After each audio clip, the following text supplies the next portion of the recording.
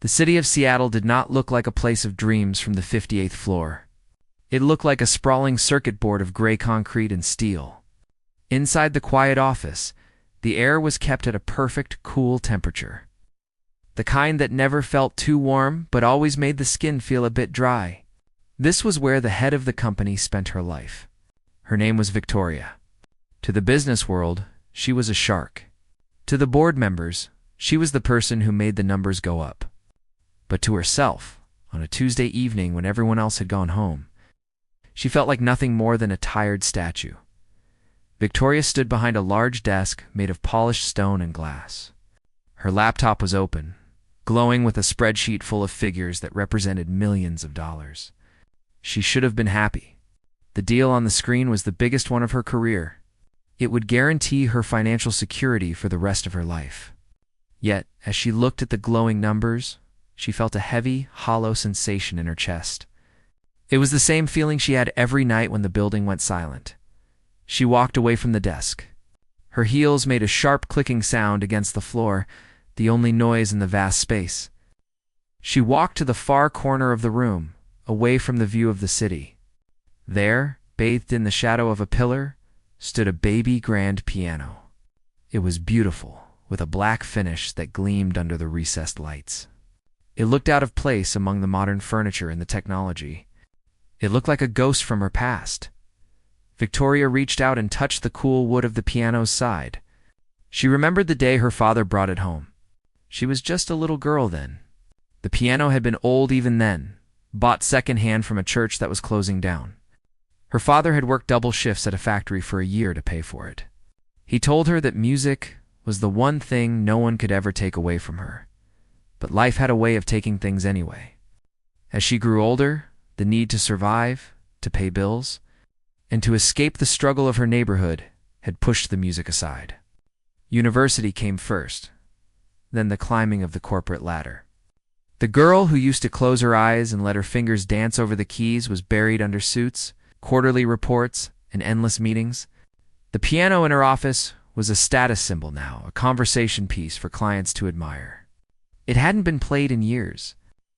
A thin layer of dust coated the lid, proving that it had been forgotten. Victoria pulled out the bench and sat down. The velvet cushion felt hard. She placed her hands on the keys, hovering them for a moment. They felt stiff and foreign. She was terrified she had forgotten how to play. She closed her eyes and tried to remember the piece her father used to love. It was Chopin. The nocturne in E-flat major. She took a deep breath and pressed, "Oh no, da-da-da-da-da." The sound that filled the room was startlingly loud in the silence. It wasn't perfect. Her fingers stumbled on the third note, a clumsy mistake that made her wince. She stopped, pulling her hands back as if the keys had burned her. "No," she whispered to the empty room. She was angry at herself. She ran a billion-dollar company. She handled crises with calm precision. Why was she afraid of a piano? She forced herself to try again. This time, she didn't stop. She played through the hesitation. Slowly, the muscle memory in her fingers began to wake up. It was rusty, and the timing was off, but the melody was there. It was a sad, longing song. It felt like a tear rolling down a cheek. As she played, the stress in her shoulders began to drop. The tightness in her jaw loosened. She wasn't thinking about the spreadsheet anymore. She wasn't thinking about the shareholders.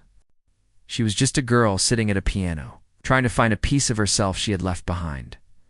The music floated through the large office, swirling around the expensive furniture. It was a raw, unpolished sound, full of emotion that had been bottled up for a decade. Victoria didn't hear the soft hiss of the automatic door sliding open behind her. She was too lost in the song. In the memories of her father's smile and the smell of the small apartment where she grew up, in the doorway, a man stood still. He was dressed in a dark gray uniform. His name was Thomas. He was the night shift custodian. He held a large yellow cleaning bucket in one hand and a mop in the other. He had come in to empty the trash bins and vacuum the floors. He was used to the executives staying late, working themselves to the bone. He was used to them being stressed, talking loudly on phones, or typing furiously. He had never heard this before. Thomas looked at the woman at the piano. He knew who she was. He had seen her striding through the hallways during the day. Looking like she owned the world, her face always set in a serious, unbreakable expression. She looked different now. Her back was slumped slightly. Her head was bowed. She looked smaller, fragile, and incredibly lonely. He stood there, watching the scene unfold.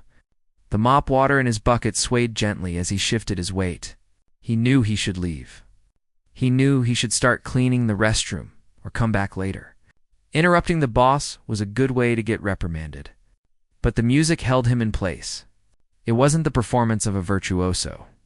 It was the sound of a heartbreaking.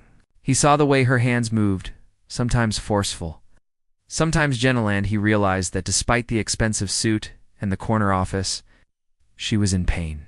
The song reached a gentle, rolling section. Thomas leaned his shoulder against the metal door frame. He didn't know much about classical music, but he knew what sounded real. This was real. It was the most honest thing he had ever heard in this building of glass and lies.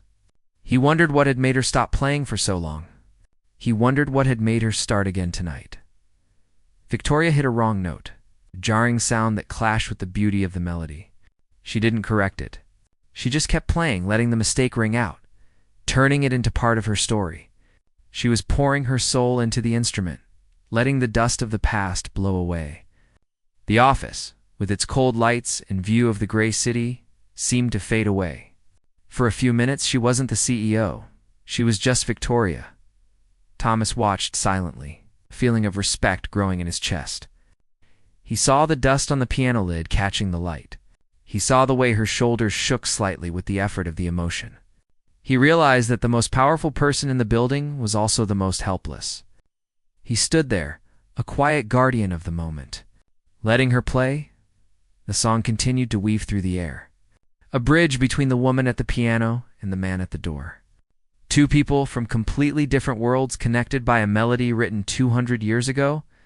Neither of them knew that this simple act of playing a piano was about to change the course of both their lives, challenging everything they thought they knew about success, class, and love. But for now, there was just the music echoing in the empty tower. The last note of the song drifted into the air and faded away, leaving the large office feeling even quieter than before. Victoria kept her hands resting on the keys for a moment, her eyes still closed.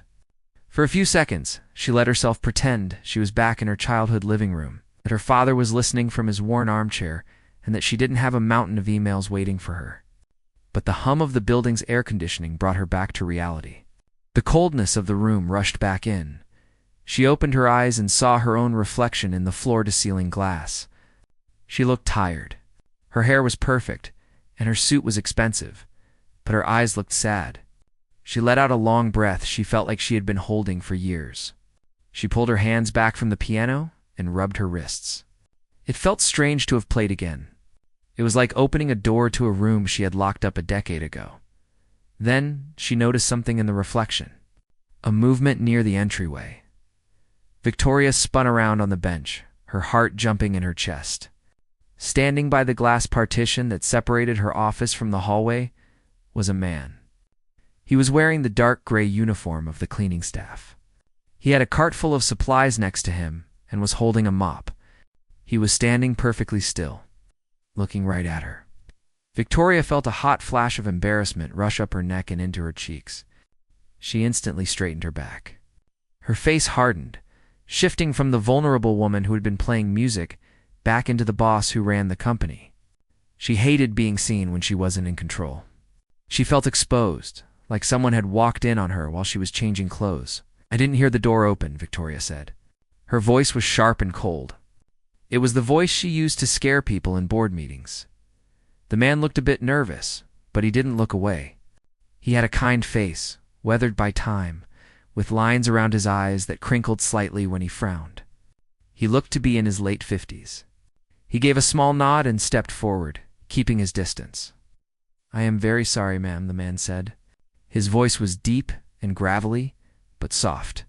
"I knocked on the frame, but the music. It was loud enough that I suppose you didn't hear me. I didn't mean to interrupt. I was just coming in to empty the bins and do the vacuuming." Victoria stood up. She smoothed down the front of her blazer, trying to regain her composure. She looked at the clock on the wall.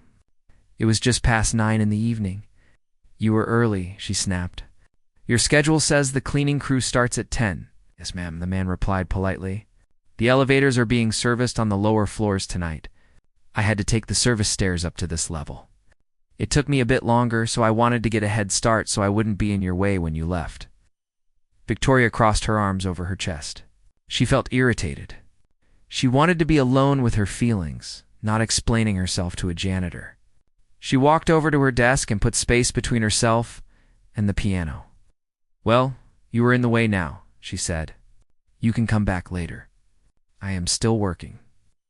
The custodian looked down at his boots for a moment, then back up at her. He hesitated. I understand. I can go clean the break room first. But, if I may say so, that was beautiful. The Chopin. Victoria scoffed. She let out a short, dry laugh. She couldn't help it. The idea of this man, who spent his nights scrubbing floors, critiquing her piano playing, seemed ridiculous to her. It rubbed her the wrong way. She felt like he was mocking her, even though his tone was sincere.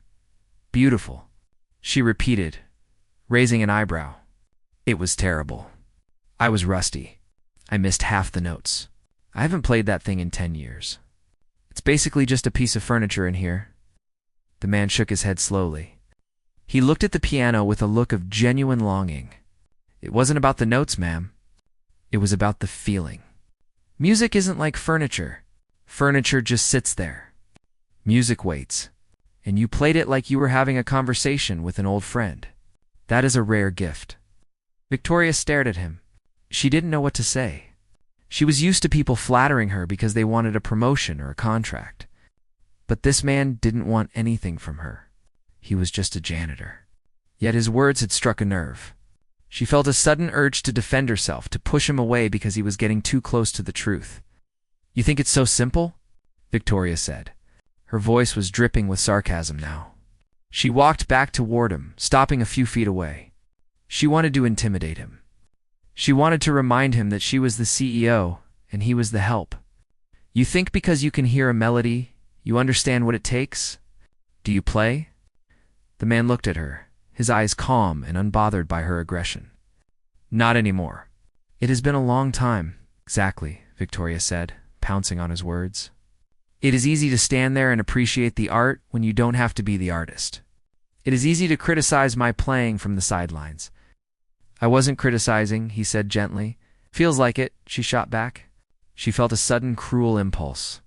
It was an impulse to prove that her world was difficult, that her skills were elite, and that he couldn't possibly understand the pressure she was under. She wanted to humiliate him just a little bit, to put him back in his place so she could feel superior again. She pointed a manicured finger at the polished black bench. You think it is just about feeling? You think anyone can sit down and do it? I didn't say that, the man replied. He sounded patient, like a father explaining something to a stubborn child. Victoria ignored him. Her pride was taking over. She waved her hand dismissively toward the piano. Fine, since you are the expert. The piece I was playing, the Nocturne in E-flat major, it is deceptively difficult. The timing has to be perfect. She took a step closer to him, lowering her voice to a challenging whisper. If you can sit down right now and play the first page of that Chopin piece correctly, with feeling, I will marry you. The words hung in the air between them. It was an impossible wager. It was a joke designed to make him back down, to make him admit that he was just a janitor and she was the educated elite. She crossed her arms, a smug smile touching the corner of her lips. She waited for him to laugh, or to apologize, or to look away in embarrassment. The man didn't move. He looked at her for a long moment. He didn't look offended. He didn't look angry. He just looked at her with those deep, sad eyes. He slowly placed his mop back into the bucket. He took his hands, which were rough and red from working with chemicals and cleaning supplies all day, and wiped them on his uniform pants. No. You shouldn't make promises you don't intend to keep. Miss Victoria, he said softly. It's not a promise if it's impossible, she said. Her voice hard. The man sighed, a sound that seemed to come from the bottom of his feet. He walked past her. The scent of lemon cleaner and old wool followed him. He walked to the piano. He didn't sit down immediately. He stood looking at it, like a soldier looking at a weapon he hadn't held in years. Then he sat on the bench. He adjusted his position slightly. He rolled up the sleeves of his uniform, revealing thick forearms with veins that popped under the skin. He flexed his fingers. They were swollen at the knuckles. They looked like hands that scrubbed toilets, not hands that touched ivory keys. Victoria leaned back against her desk, watching him with a critical eye. She waited for the clumsiness. She waited for the first wrong note so she could tell him to leave. She felt confident. She was the CEO of a major tech firm, and she was testing a janitor. In her mind, the world had a certain order, and she was at the top. This moment was just a way for her to confirm that. "Go ahead then," she said. "Show me." The silence in the office was heavy. It pressed against Victoria's ears as the man sat on the piano bench. She watched him with her arms crossed, her foot tapping impatiently against the polished stone floor. She felt a strange mix of emotions. There was the arrogance of the executive, sure that she had won this unspoken game, but there was also a tiny knot of nervousness in her stomach. She had made the wager to humiliate him. But what if he just sat there and refused to play? That would make her look cruel, not clever. But the janitor didn't refuse. He didn't look back at her to see if she was joking. He just sat there, staring at the black and white keys, as if they were old friends he hadn't seen in a lifetime.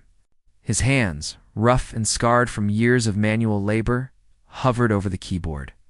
They looked wrong there. They looked like hands that should be holding a wrench or a mop, not caressing ivory. Victoria waited for a crash. She waited for him to hit a jarring note that would sound like a dropped trash can. She prepared her smirk, ready to tell him that playing music was for people with the time and money to master it, not for people who cleaned up after them then. His hands dropped. The first chord rang out, clear and resonant. Victoria's smirk froze. It wasn't just correct. It was beautiful. The sound wasn't the stiff banging noise of a beginner. It was full, rich, and warm. He held the chord just a fraction of a second longer than necessary.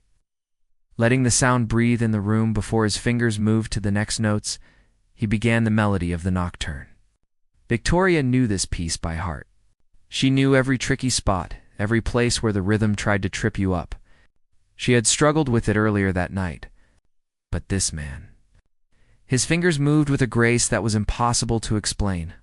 They didn't look like the hands of a janitor anymore. They looked like they had been made for this. He played the opening melody with a gentle touch. It was a sound that felt like a quiet evening, like looking at the stars.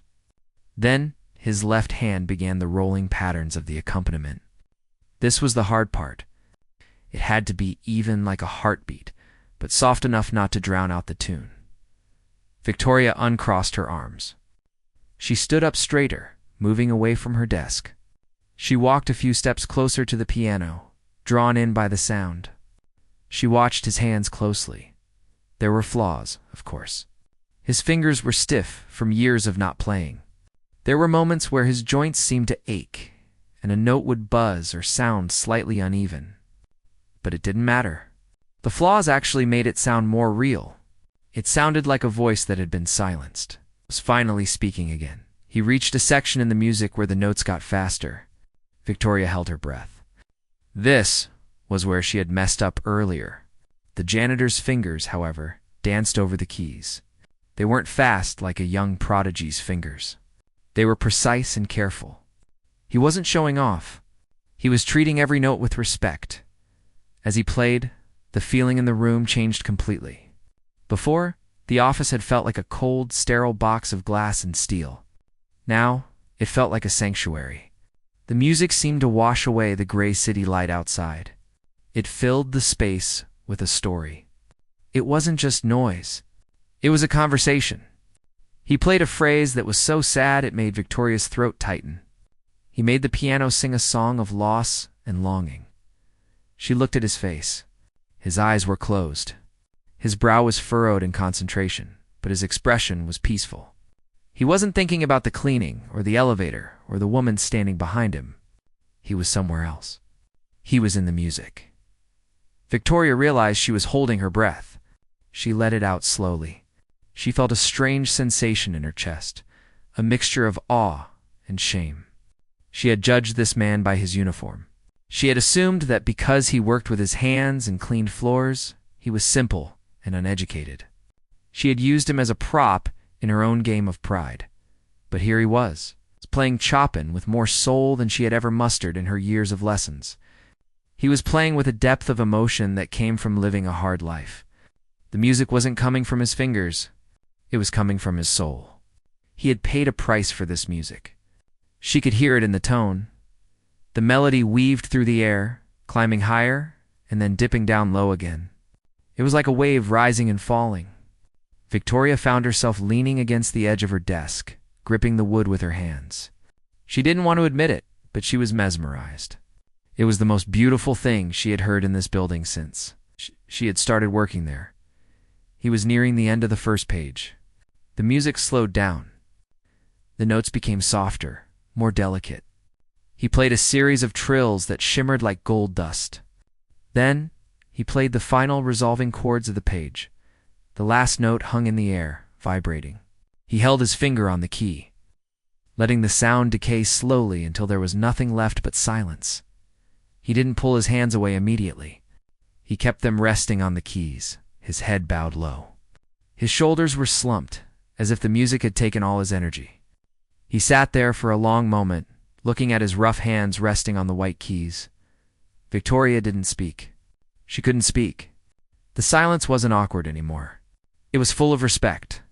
She looked at the back of his head, at the gray hair peeking out from under his cap, and she felt incredibly small. She had challenged a master and lost. She realized with a start that she didn't know who this man was.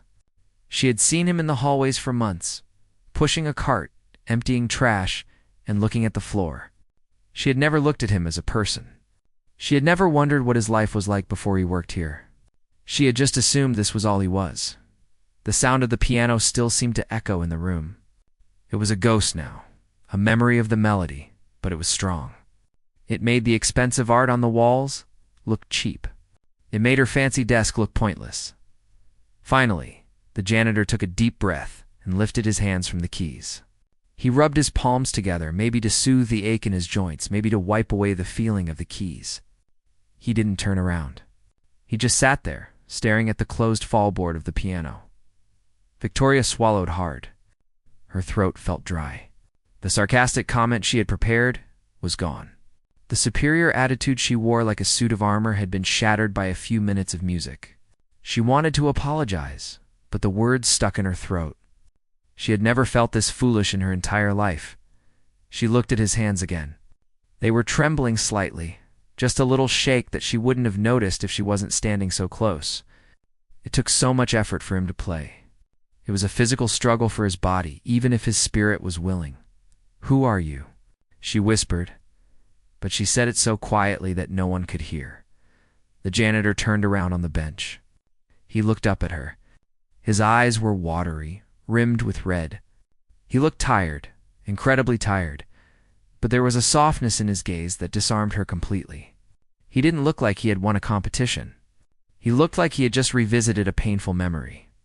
He rolled down his sleeves slowly, covering his wrists again. He buttoned the cuffs with fingers that still remembered the music, even if they were shaking. "I played the first page," he said quietly. His voice was raspy. "Just as you asked." Victoria stood there, feeling like the floor had tilted beneath her. She had made a bet she thought she couldn't lose, and now she was facing a consequence she never expected. The music had changed everything. It wasn't just a performance. It was an exposure of her own shallow heart. "Yes," Victoria managed to say, her voice barely a whisper. "You did." She looked at the man, really looked at him for the first time. The walls she had built between them, money, status, power, had been dissolved by the sound of a piano. She waited for him to speak, to gloat, or to ask for the reward. But he just sat there, looking at her with those sad, knowing eyes, waiting for her to catch up to a reality she had ignored for too long. Victoria stood frozen near her desk, her heart beating a rhythm that felt louder than the music had just moments ago. She looked at the man sitting on the bench. He wasn't looking at her with triumph. He wasn't smiling. He was just looking down at his hands, which were resting on his knees. He looked like a runner who had just finished a very long and exhausting race. She felt a lump forming in her throat. The arrogance she had felt earlier had completely vanished, replaced by a confusing mix of shock and shame. She had made a cruel joke, assuming he would fail, and instead he had stripped away her defenses with nothing but a melody. Ow. Victoria finally managed to whisper. Her voice didn't sound like her own. It sounded small and weak. The janitor took a deep breath and stood up slowly. He rolled his shoulders back as if trying to ease an ache that had settled there. He didn't look at the piano anymore. He looked at the large glass window that showed the city lights below. My name is Thomas, he said softly. And 30 years ago, I wasn't cleaning floors in Seattle. Victoria waited, her eyes wide. Thomas turned to face her. He leaned his hand against the piano, his fingers tracing the wood gently. I was a student at a conservatory in Poland. In Warsaw, I was studying to be a concert pianist. That was my whole life. I practiced 6-7 hours a day. My hands. Back then, they were fast. They were strong. He held up his right hand and looked at it, flexing the fingers. I had a scholarship. I had a future. And I had a fiancée. Her name was Anna. She was a violinist. We were going to travel the world together. We were going to play music. Victoria stared at him. It seemed impossible. The man who emptied her trash cans, the man she ignored in the hallway, used to be a concert pianist? It felt like a story from a movie, not something that happened in real life. What happened? She asked. She took a step closer, forgetting for a moment that she was the boss and he was the staff. Thomas let out a short, sad chuckle. Life happened. The early 80s in Poland were difficult. There was unrest, protests. The economy collapsed. Suddenly, a scholarship didn't mean much. You couldn't buy food with a scholarship. You couldn't pay for heat with music. He looked at Victoria, his eyes intense. I had to make a choice, Victoria. I could stay and be a starving artist with a genius wife who was also starving, or I could give up the music to save us. I chose us. You gave it up? She asked.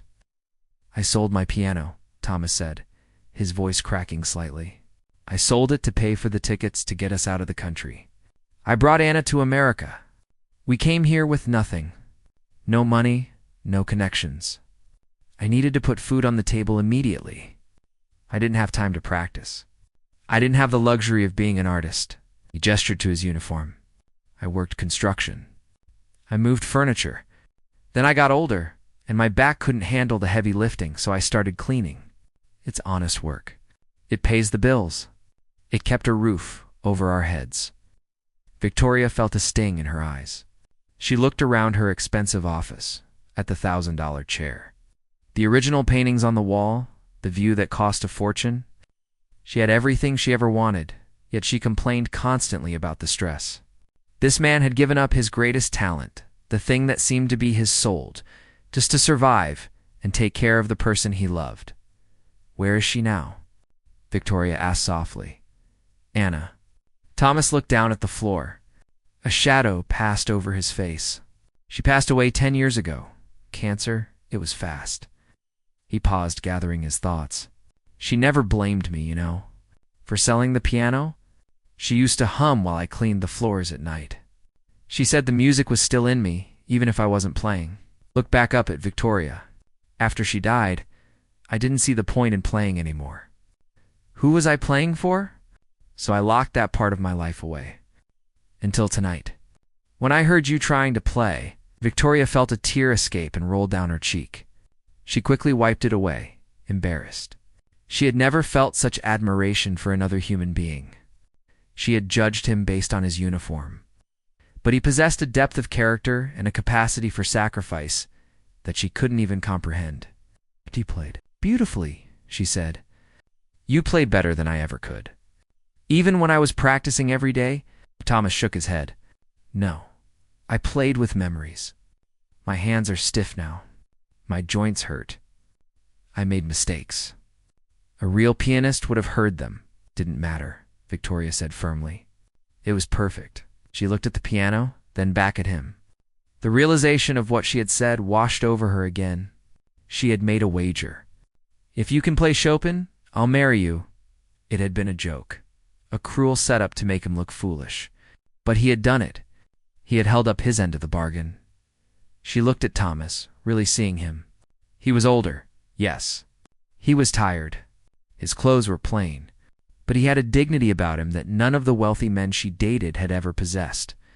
He had loved deeply. He had sacrificed greatly. He understood pain and beauty. Victoria felt a strange fluttering in her chest. She was alone. She was successful, but she was empty. Here was a man who was a janitor, but who was full of life and history. And the bet? Thomas asked, breaking the silence. He said it gently, not with greed, but just stating the obvious. You made a promise. Victoria looked at him, stunned. She expected him to laugh it off. She expected him to say it was just a joke, but he was looking at her with a steady gaze. You want to hold me to it? She asked, her voice trembling. Thomas let out a soft laugh. I am a realist, Victoria. I know who you are, and I know who I am. A CEO doesn't marry a janitor. That happens in storybooks, not in the real world. People would talk. You would lose your reputation. Your shareholders would panic. He walked over to his cleaning cart and put his hand on the handle. I am not going to hold you to a foolish joke made in the heat of the moment. I appreciate the music, but I am not a fool. He started to push the cart toward the door. The word came out louder than she intended. Thomas stopped. He turned back to look at her. You played because I asked you to, Victoria said. She walked out from behind her desk. She felt like she was standing at a crossroads. One path led back to her cold, lonely office and her safe, predictable life. The other path led to, she didn't know what, but it felt more real than anything she had touched in years. You played the Chopin, she said. The deal was the deal. Thomas looked at her, his eyes searching her face. He seemed to be looking for a crack in her armor, for any sign that she was mocking him again. But he didn't find it. I am an old man, Victoria, he said quietly. I have nothing to offer you but my stories and my loyalty. I live in a small apartment. I take the bus to work. I don't fit in your world. Victoria took a deep breath. She looked at her office, with its glass walls and its view of the city. It looked like a cage. Maybe I don't fit in my world anymore, she whispered. She walked over to him. For the first time, she didn't see the uniform. She saw the man who had loved a woman named Anna. She saw the musician who had sold his soul to save his wife. She saw a person who knew the value of sacrifice. You played Chopin, she said, her voice gaining strength. And I am a woman of my word. Thomas looked at her for a long moment. He saw the loneliness in her eyes, the desperation for connection. He sighed, a sound that was filled with kindness. No, he said softly. You are a woman who is tired of being alone, but you don't want to marry me, Victoria. You just want what I had with Anna. You want the feeling. He tapped his chest, right over his heart. I'm already taken, Miss Victoria. She's listening right now. I can't marry you. Victoria stood there, stunned. She felt a sense of loss, but also a strange sense of relief. He was right. She wasn't in love with him. She was in love with the feeling he had created. She was in love with the music and the romance of the sacrifice. You should go home, Thomas, she said, her voice barely audible. It was a pleasure to meet you, Thomas said. He gave her a small, respectful nod. Play the piano again. Not for me. Play it for yourself. He turned and pushed his cart out the automatic door. The door slid shut behind him with a soft hiss. Victoria was left alone in the silence. She looked at the empty space where he had been standing. She looked at the piano. The dust on the lid was still there, but it didn't look like dirt anymore. It looked like history. She walked over to the bench and sat down. She placed her hands on the keys. They were shaking. She closed her eyes and thought of Thomas. She thought of Anna. She thought of the sacrifice. And she began to play. It wasn't perfect, but for the first time, it felt true. The automatic doors slid shut with a soft hiss, sealing the office off from the hallway. Victoria stood alone in the center of the room. The silence that returned was different now. Before, it had been a heavy, crushing silence, the kind that pressurized your ears and made you feel isolated.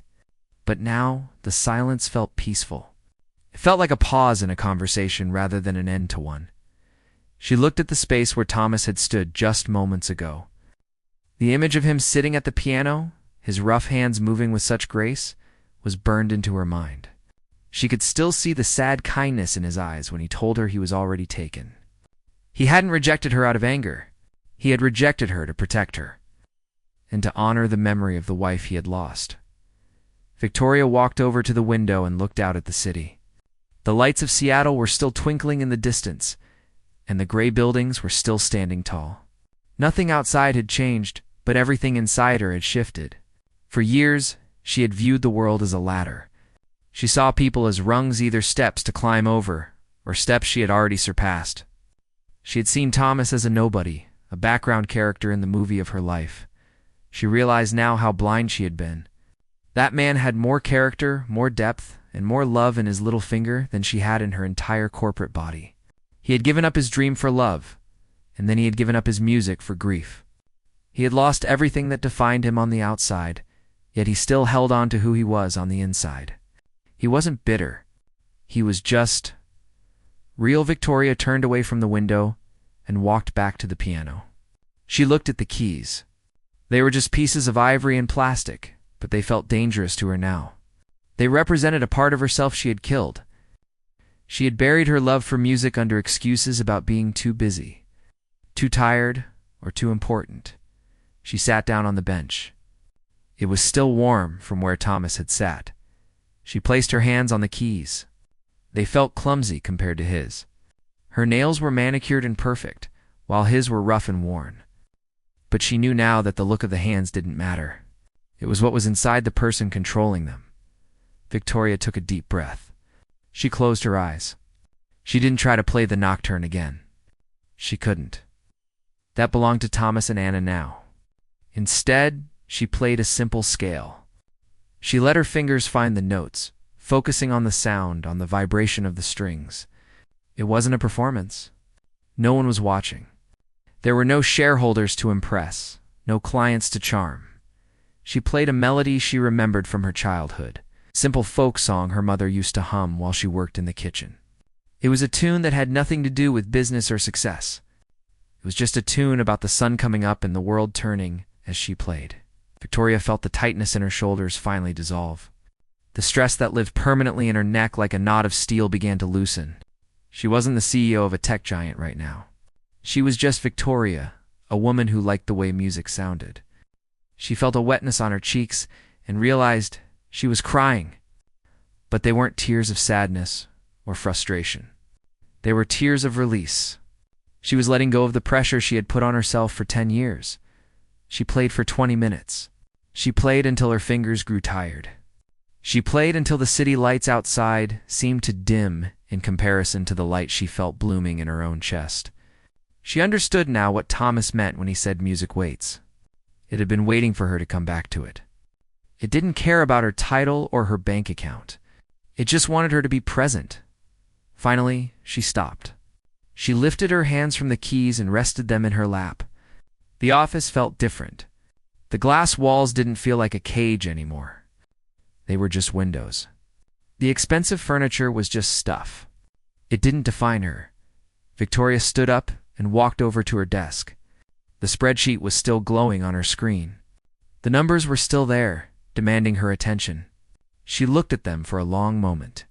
Then she moved the mouse and clicked the button to put the computer to sleep. The screen went black, and her reflection stared back at her. She didn't look like a shark anymore. She looked softer. Younger, somehow. She picked up her bag and her coat. She didn't bother to straighten the piles of paper on her desk. She didn't check her email one last time. She turned off the lights in the office, leaving only the glow of the city to illuminate the room. She walked to the door, but before she left, she paused and looked at the piano one last time. "Thank you, Thomas," she whispered into the empty room. She walked out into the hallway. The building was quiet. Most of the lights were motion activated, so they flickered on as she walked and faded off behind her. She took the elevator down. She didn't check her phone on the ride down. She just watched the numbers count down, feeling lighter with every floor she passed. When she stepped out of the building onto the street, the air was cool and crisp. The streetlights reflected off the damp pavement. A taxi drove by, its wheels humming on the road.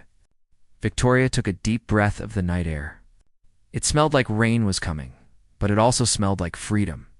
She didn't go home to her empty high-rise apartment. Instead, she started walking. She didn't have a destination. She just wanted to move. She passed a small jazz club that had its door open. The sound of a saxophone drifted out, spilling onto the sidewalk. She stopped and listened for a moment. Usually she would have walked right past, annoyed by the noise. Tonight, she smiled. She heard the soul in the music. She heard the story. She realized that life was full of Thomases. People everywhere had hidden depths, quiet sorrows, and beautiful talents that they kept locked away because the world was too busy to look for them. She had been one of those busy people, rushing through her life. Stepping over the gold to get to the dirt, she promised herself she wouldn't be that person anymore. Victoria walked until she reached a small park a few blocks from her office. There was an old man sitting on a bench feeding the pigeons, even though it was late. There was a couple sitting on the grass, sharing a pair of headphones. There was life happening everywhere, quiet and unnoticed. She found a bench and sat down. She looked up at the sky. The clouds were breaking apart, revealing a few stars. It wasn't a grand view, but it was perfect. She thought about the future. The merger would still be there tomorrow. The board would still want their reports. But she would handle them differently now. She would play the game, but she wouldn't let the game play her. She would keep her heart open. And maybe one day soon, she would buy a piano for her home. A real one, for playing, not for looking at. Victoria sat on the bench for a long time, just watching the world breathe. She was tired, but she wasn't lonely. The music was in her head, the lesson was in her heart. And for the first time in 10 years, Victoria was finally ready to listen.